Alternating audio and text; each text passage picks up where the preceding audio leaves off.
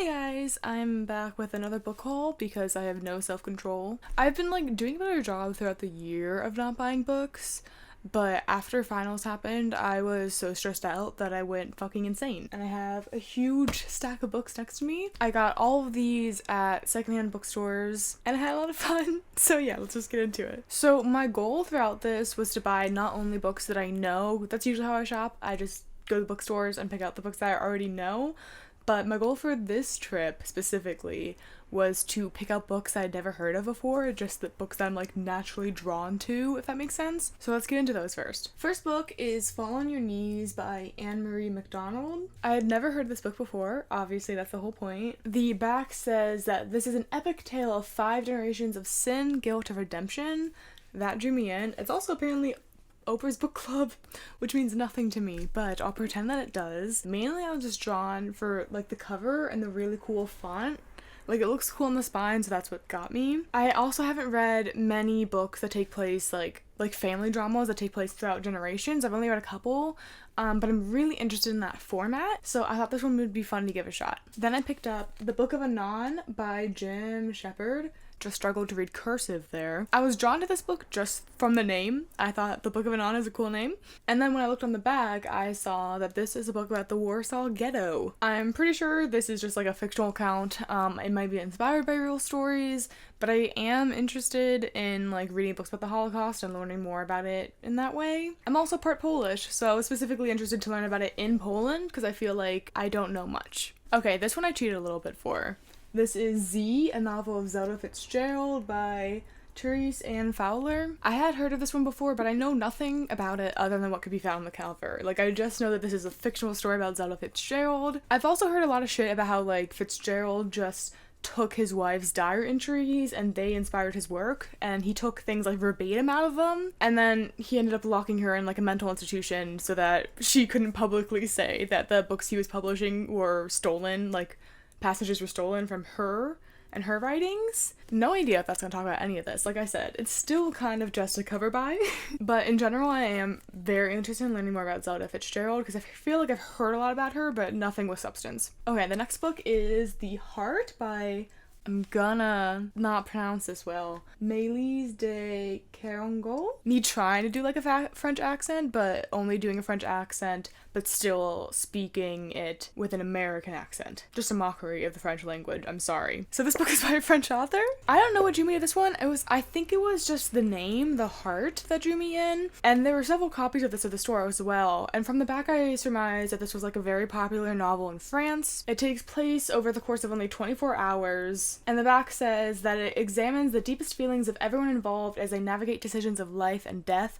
Those are themes I'm very interested in as a little wannabe goth bitch. And I'm also really interested in French literature and just branching out and not just reading American literature. So very excited about this one. I also picked up The Madonnas of Leningrad by Deborah Dean. I had never heard of this book before, but it follows a main character who is living in Leningrad during the siege. She works at an art museum and she takes part in hiding all of the famous works of art from the Germans. In my mind, I told myself this was based off of a true story, but I'm literally not seeing anything that says that, which is really funny. Even if it isn't, I'm really interested in the premise. I think that's really cool. Oh, and it's got a bird from Isabel Allende, so that's fun. I also picked up The Muse by Jessie Burton. I was just drawn in by how pretty this is.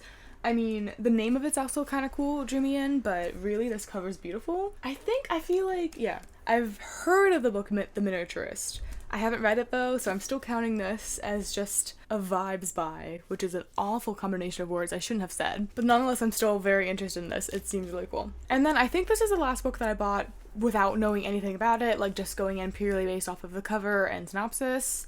And that is Immortal Flower by Hans Yun. Oh no, it says book 2. Oh no. Okay, well, maybe I can still read it without the book 1.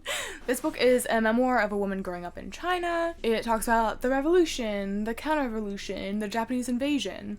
Those are things that I'm really interested in learning more about. I feel like I don't know shit about China. The only stuff I know about China is just American propaganda, and I would love to learn more about the country as a whole. I have never heard of this book. I have never heard of this author. I tried looking her up, and I also couldn't find much about her, so I'm interested in this, and I've been really into memoirs lately, so I thought it'd be a good thing to pick up. It also has pictures in the center. This is a warlord turned gorilla. And the rest of these books, I had at least a vague idea of the author or the plot before buying.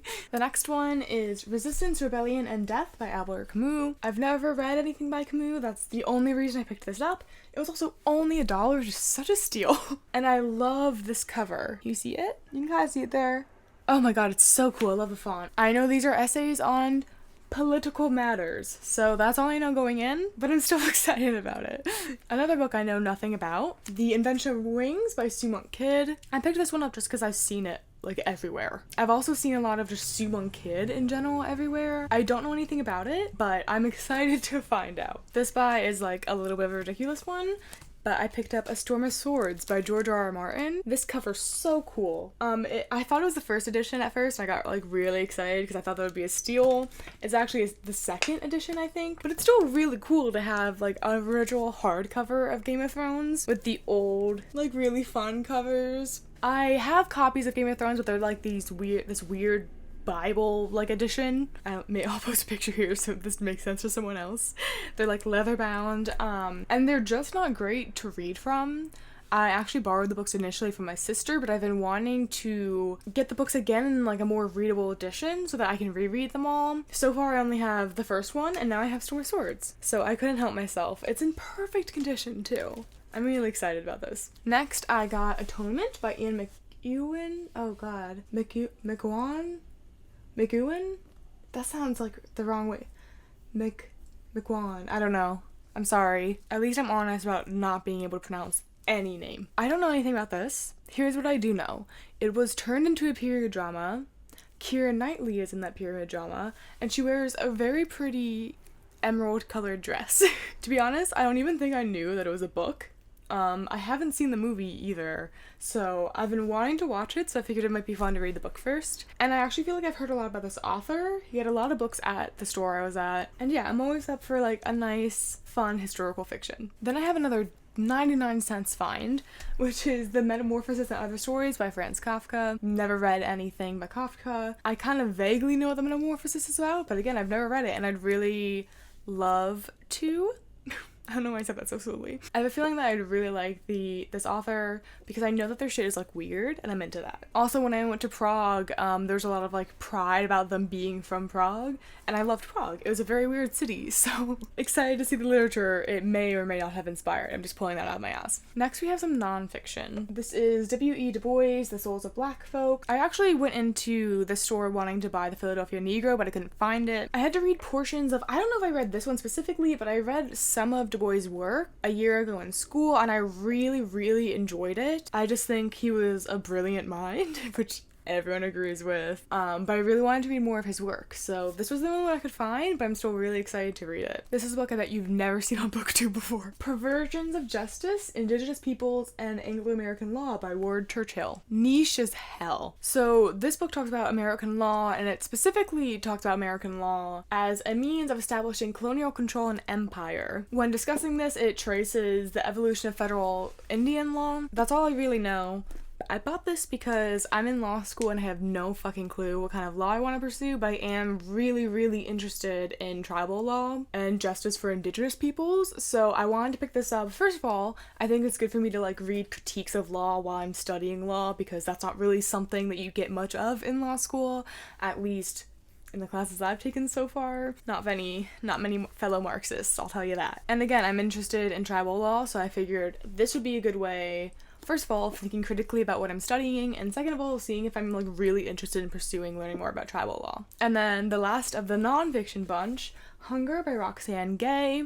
I have very mixed feelings on Roxane Gay as like a person. I've read a couple of her books before, and they're okay. This one I've been really interested in reading about though. This is a collection of essays, I believe. No, it is a memoir, which honestly, point in its favor because I'm really into memoirs right now. It says on the front that this is a memoir of her body, and that's specifically why I'm interested in it. I know that she talks about her relationship to her body growing up, and just in general her life being overweight and how she's treated differently. I think that premise is really cool, and I'm really excited to read this. We're down to the last two. So next we've got On Earth, We're Briefly Gorgeous by Ocean Vuong. This is another one I don't know much about. You sense a theme. I like not knowing things about the books that I'm going to be reading. It's a fun surprise. I love the cover of this book so much. I've seen this everywhere. Every single time I open TikTok, it's on the app and people are recommending it for its gorgeous writing, I believe. And so I picked it up when I was in the bookstore. I read the first sentence of the synopsis, which says, "On Earth, We're Briefly Gorgeous" is a letter from a son to a mother who cannot read. That hooked me. I think it's so cool. I know that this book was a bestseller. I know that the author got a MacArthur grant, I think. Yep. I'm very excited to go into this. And then the last book I got is something that I've been dying to buy, but I keep forgetting to buy. And that is Parable of the Talents by Octavia E. Butler.